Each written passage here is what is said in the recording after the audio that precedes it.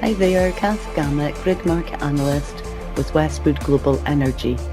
Here with a quick recap on some of the offshore rig market news during the period 25th of April up to and including the 1st of May. Being the first to release its updated fleet status report, Noble dominated the scene in the past week, with 7 of its assets picking up new work. Planet One signed a contract to use ultra-deepwater drillship Noble Venturer to drill 1 well offshore Ghana, with work to begin around the end of this year. The well is estimated to run for around 45 days and comes with a day rate of $430,000. The deal also comes with 2 unpriced options. The work will start after Tullow Oil finishes with the rig off Ghana and before Amni Petroleum takes the rig for its exploration campaign also off Ghana. Ultra-deepwater semi-sub Ocean Courage has received an extension from Petrobras for 1,115 days, which will keep her working off Brazil through December of 2030.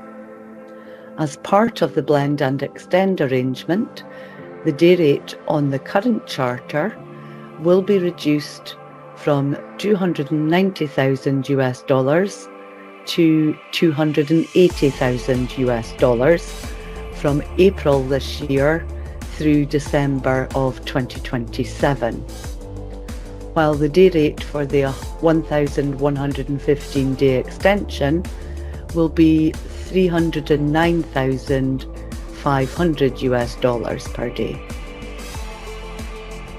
The combined effect of the day rate reduction and the extension results in added backlog of $339 million.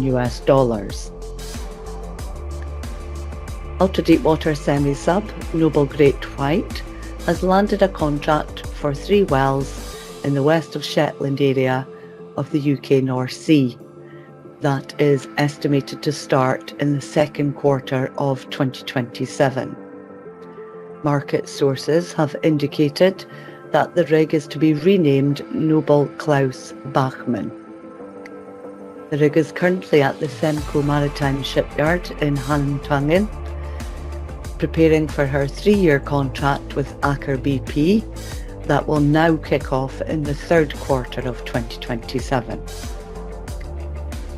Ultra-deepwater semi-sub Noble Developer has been awarded a 1-well campaign with ExxonMobil for work off Guyana. The rig is currently working for Petronas off Suriname and is due to be released in August. The rig will then go to work under a previously announced commitment with Shell for work in the Americas from August to December. The Shell charter was originally booked for 180 days, but this has now been reduced to 120 days, leaving the opening for ExxonMobil's newly announced assignment, which has an estimated duration of 50 days starting in December at a day rate of $375,000. The contract value is approximately $22 million, including MOB and DMOB. This shifts BP's previously awarded 3-well commitment to begin in February 2027 rather than January of 2027. With an estimated duration of 240 days for BP's firm work, the rig is next available for charter in October of 2027 at the earliest, pending 3 optional wells.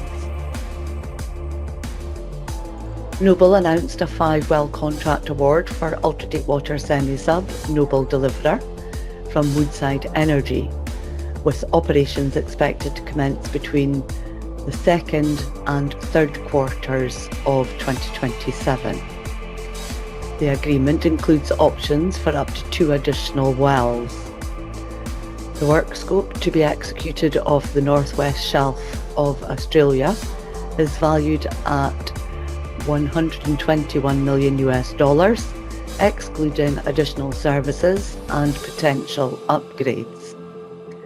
The rig is currently stacked in Labuan, Malaysia, having arrived from Australia in January last year, following completion of its previous campaign with INPEX. Noble announced a one-well contract in Malaysia for ultra-deepwater drillship Noble Viking, in direct continuation of the existing backlog, and will follow on from drilling of Total Energies' exploration well in Papua New Guinea. Current indications are that the work in Malaysia, which is understood to be for Total Energies, is scheduled to commence in August, with an estimated duration of 60 days, making the unit indicatively available in October. The rig is currently drilling a single well for Brunei Shell Petroleum. Noble announced that Beacon Offshore has exercised the one well option under its contract for ultra-deepwater drillship Noble Black Rhino. The rig commenced operations under a one-well charter with Beacon in the US Gulf in March. Noble Black Rhino recently finished workover activities at the Claiborne field in Mississippi Canyon Block 794 and is now on location in the Winterfell field in Green Canyon Block 943 to drill the exercised option. The unit is now not available until July. Stena Drilling confirmed that it has completed upgrades to its ultra-deepwater drillship Stena Forth at Las Palmas in the Canary Islands, ahead of setting sail for a new campaign in the Egyptian Mediterranean. The rig is now in the final stages of its preparations for the new contract, which is scheduled to begin mid-May. Stena is yet to announce the firm details for the campaign.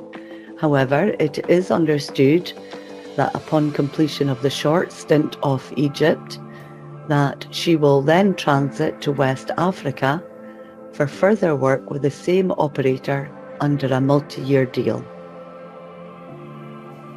PT Pertamina Drilling Services Indonesia, through the PDSI ADES Consortium, has obtained a contract to provide a jack-up to support the development of the Mako gas field in the Duyung working area, managed by the West Natuna Exploration Limited joint working contractor. Details of the contract, including the name of the jack-up, has yet to be disclosed. And finally, following previous RigLogix reports, Qatar Energy LNG has issued a notice of early termination to Noble for jack-up Forseti, ex-Noble Mick O'Brien, following the halting of drilling operations in the country near the beginning of the conflict in the Middle East a few months ago. The rig, which was sold to Borr Drilling in January, but is continuing under a bareboat charter with Noble until December this year, is currently in the process of being released from operations after receiving the termination notice in mid-April. Noble says that it expects to record an estimated negative impact from this of around $15 million due to the remaining bareboat obligations through December, as well as standby costs. The rig is due to be transferred to Borr Drilling in December this year. Market sources indicate that ADES jack-up Shelf Drilling Odyssey has received a notice of early termination for its contract with Qatar Energy LNG. As with other jack-ups offshore the country, operations had been severely impacted since the conflict began a few months ago. The contract had been due to extend into the third quarter of this year, but the rig will be demobilised in the coming weeks. The rig does not yet have a follow-on commitment in place. That's it for this week. Many thanks for listening.